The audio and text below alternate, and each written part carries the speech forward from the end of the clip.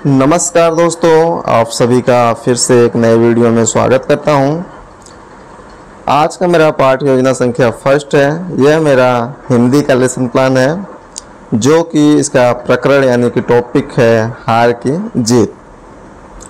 अगर आपको वीडियो अच्छी लगे तो लाइक कर दीजिएगा, दोस्तों के साथ शेयर कर दीजिएगा। अगर आप चैनल पर नए हैं तो चैनल को सब्सक्राइब कर लीजिएगा।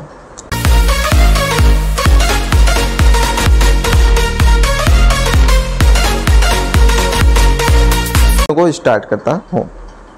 आज का मेरा पाठ योजना संख्या 1 है। इसमें सबसे पहले विद्यालय का नाम लिखते हैं, फिर दिनांक लिखते हैं, फिर उसके बाद कक्षा लिखेंगे, कक्षा 6 के लिए है ये। फिर उसके बाद चक्र लिखेंगे, फर्स्ट सेकंड थर्ड फोर्थ जो भी होगा वो लिखेंगे। फिर उसके बाद विषय लिखेंगे, विषय हिंदी हो जाएगा। फिर उप विषय में लिखेंगे कि कहानी यानी यह गद्य का है। अवधि हो जाएगा 35 से 40 मिनट। फिर वहाँ पर प्रकरण लिख देंगे यानी हार की जीत। फिर नेक्स्ट आता है सामान्य उद्देश्य। सामान्य उद्देश्य में लिखते हैं सबसे पहले कि छात्र किसी विषय के प्रति रुचि ले सकेंगे। दूसरा हो जाएगा इसमें कि छात्र सरल एवं प्रभावपूर्ण तथा स्पष्ट भाषा में अपने भाव और अनुभूतियों को व्यक्त कर सकेंगे।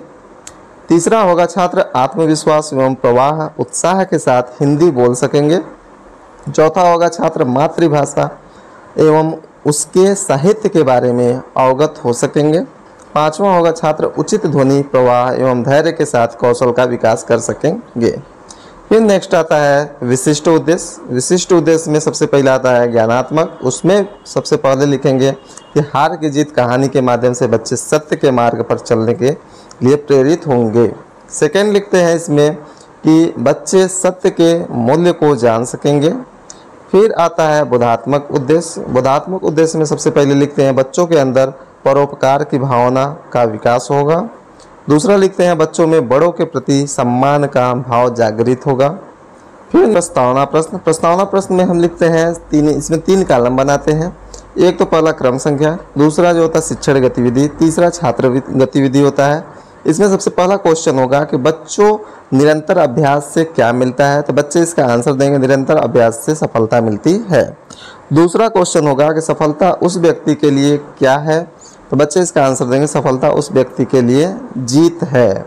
तीसरा क्वेश्चन होगा यदि व्यक्ति अपने कामों में असफल होता है तो उसे क्या कहते हैं, तो बच्चे इसका आंसर देंगे यदि व्यक्ति अपने कामों में असफल होता है तो यह उस काम की असफलता है।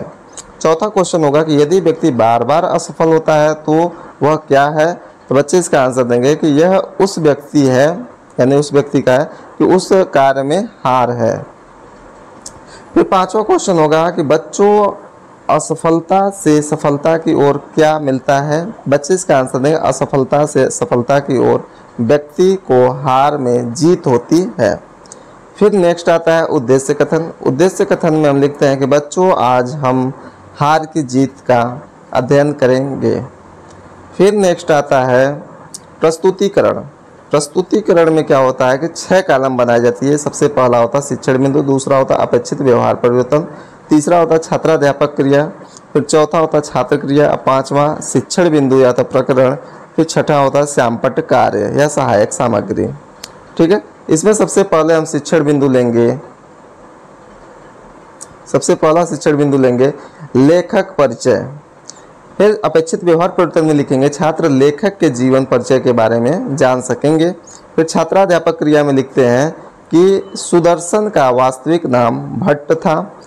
इनका जन्म सन 1895 ईस्वी में पंजाब स्थित सियालकोट यानी वर्तमान में पाकिस्तान में हुआ था। कक्षा 6 में ही उन्होंने अपनी पहली कहानी लिखी थी। कहानी के अतिरिक्त उन्होंने उपन्यास, नाटक, जीवनी, बाल साहित्य, गीत आदि लिखे हैं। सन 1967 में इनका देहावसान हो गया था। फिर उसके बाद लिखते हैं छात्र क्रिया। छात्र क्रिया में लिखे हैं छात्र शिक्षक की बात को मौन होकर सुन रहे हैं। फिर शिक्षण विधि में लिखते हैं व्याख्यान विधि ये है। फिर श्यामपट्ट कार्य में लिखते हैं रचनाएं इनकी क्या क्या है, पुष्पलता, सुप्रभात, परिवर्तन, पनघट, नगीना, भागवती आदि। फिर सेकेंड हम लेते हैं इसमें शिक्षण बिंदु में कि बाबा भारती का सुल्तान के प्रति लगाव। फिर अपेक्षित व्यवहार पर हम लिखेंगे छात्र बाबा भारती का सुल्तान के प्रति लगाव को जान सकेंगे। छात्राध्यापक क्रिया में लिखते हैं कि भगवत भजन से जो समय बचता वह सारा घोड़े को अर्पण हो जाता है। बाबा भारती घोड़े को सुल्तान का कहकर पुकारते, अपने हाथ से खरहरा करते, खुद खिलाते पिलाते। बाबा भारती सुल्तान के प्रति बहुत लगाव था, उसके बिना जिंदा नहीं रह सकते। फिर छात्र क्रिया में लिखते हैं छात्र शिक्षक की बात को सुन रहे हैं। फिर उपकरण में लिखेंगे कि व्याख्यान विधि है। फिर हम शिक्षण बिंदु लेते हैं अगला, सुल्तान पर खड्ग सिंह की नज़र। फिर छात्राध्यापक क्रिया में लेते हैं सुल्तान की कीर्ति डाकू खड्ग सिंह की को पता चली। वह एक दिन बाबा भारती के पास पहुंचा, बाबा भारती को बताया कि सुल्तान की चाहत उसको यहाँ खींच लाई। बाबा भारती और खड्ग सिंह अस्तबल में पहुँचे। फिर छात्र क्रिया में लिखते हैं छात्र मौन होकर कहानी सुन रहे हैं। फिर आता है नेक्स्ट हमारा शिक्षण बिंदु कि बाबा भारती का संदेश। फिर अपेक्षित व्यवहार परिवर्तन लिखते हैं बाबा भारती का संदेश छात्र जान सकेंगे। फिर छात्राध्यापक क्रिया में लिखते हैं कि बाबा भारती का संदेश यह था कि इस घटना को किसी के सामने प्रकट ना करना, क्योंकि लोगों को यदि इस घटना का पता चल गया तो वह किसी गरीब पर विश्वास ना करेंगे। बाबा भारती के शब्द खड्ग सिंह के कानों में गूंज रहे थे। छात्र क्रिया में लिखते हैं छात्र मौन होकर कहानी सुन रहे हैं। फिर शिक्षण विधि में लिखेंगे कि निगमन विधि है ये, सैंपट कार्य में कुछ खास लिखना नहीं है। फिर नेक्स्ट आएगा शिक्षण बिंदु सुल्तान की वापसी। फिर अपेक्षित व्यवहार परिवर्तन लिखेंगे कि हम सुल्तान की वापसी के बारे में जान सकेंगे। छात्राध्यापक क्रिया में लिखते हैं कि एक रात अंधकार में खड्ग सिंह बाबा भारती के मंदिर में पहुंचा। मंदिर के अंदर कोई शब्द सुनाई ना देता था। आगे बढ़कर खड्ग सिंह ने सुल्तान को अपने स्थान पर बांध दिया। इस समय उसकी आंखों में नेकी के आंसू थे। फिर छात्र क्रिया में होगा कि छात्र मौन होकर शिक्षण की यानी जो शिक्षक होंगे उनकी बातों को सुन रहे हैं। बाकी जो है उपकरण में हो जाएगा निगमन विधि। ठीक है। फिर इसके बाद अगला हम लेंगे शिक्षण बिंदु कि कठिन निवारण शब्द। इसमें हम छात्राध्यापक क्रिया में लिखेंगे कि शब्द हो जाएगा एक तरह, दूसरी तरफ जो होता है अर्थ हो जाएगा। शब्द में लिखेंगे अर्पण, उसका अर्थ होता है देना, प्रदान करना। फिर दूसरा होगा कीर्ति, इसका अर्थ होता है यश। तीसरा होगा अभिलाषा, इसका अर्थ होता है इच्छा। चौथा होगा अस्तबल, इसका अर्थ होता है घुड़सवार या तो घुड़साल। ठीक है। पांचवा होगा मिथ्या, इसका अर्थ होता है झूठ।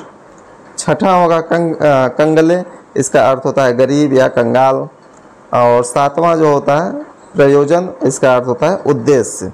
छात्र क्रिया में क्या होगा कि बच्चे इसका जो होता है छात्र कॉपी में शब्दार्थ लिख रहे हैं। फिर हम आते हैं नेक्स्ट, तो श्यामपट्ट कार्य सारांश आता है। श्यामपट्ट कार्य सारांश में हम यहाँ पर दिनांक लिख देते हैं। फिर यहाँ विषय लिख देंगे, हिंदी हो जाएगा। कक्षा 6 के लिए है। प्रकरण में जो होता है हार की जीत है। और चक्र प्रथम या सेकेंड थर्ड फोर्थ जो भी होगा आप लिखेंगे। अवधि में 35 से 40 मिनट। ठीक है। फिर उसके नीचे हम लिखेंगे कि सुल्तान में लिखेंगे कि बाबा भारती का प्रिय घोड़ा है ये।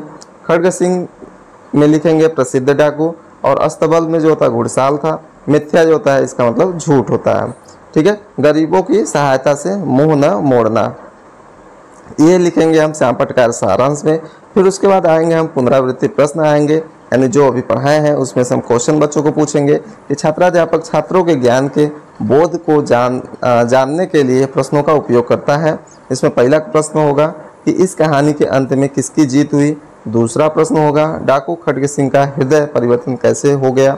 तीसरा क्वेश्चन होगा कहानी के किस पात्र ने आपको सबसे अधिक प्रभावित किया और क्यों किया। चौथा क्वेश्चन होगा कि लेखक इस कहानी द्वारा क्या बताना चाहता है। पांचवा क्वेश्चन होगा कि खड्ग सिंह कैसा डाकू था। फिर आता है आपका गृह कार्य आ जाता है। गृह कार्य के बाद जो होता है इसमें प्रश्न हम पूछेंगे, बच्चों से हम प्रश्न देंगे घर से करके आने के लिए कि बाबा भारती द्वारा की गई प्रार्थना का डाकू खड्ग सिंह पर क्या प्रभाव पड़ा। फिर उसके बाद नेक्स्ट पेज पे हम आएंगे। नेक्स्ट पेज पे हम लिखते हैं, सबसे ऊपर लिखेंगे कि पर्यवेक्षक टिप्पणी एवं हस्ताक्षर, यहाँ पर सबसे लिखेंगे पर्यवेक्षक टिप्पणी एवं हस्ताक्षर। इसमें आप जो भी टीचर्स या कॉलेज या यूनिवर्सिटी से जो भी टीचर्स गए होते हैं ऑब्जर्वेशन के लिए, पीछे बैठ करके ऑब्जर्व करते हैं कि बच्चे हमारा जो कितना अच्छा टीचिंग कर पा रहा है या क्या अभी कमियाँ है उसको सुधारने के लिए उस पर टिप्पणी एवं सुझाव देते हैं। सबसे नीचे लिखे हैं पर्यवेक्षक के हस्ताक्षर लिख देते हैं, यहाँ पर पर्यवेक्षक हस्ताक्षर कर देते हैं, ये आपका लेसन प्लान टोटली कंप्लीट हो जाता है। Thanks for watching.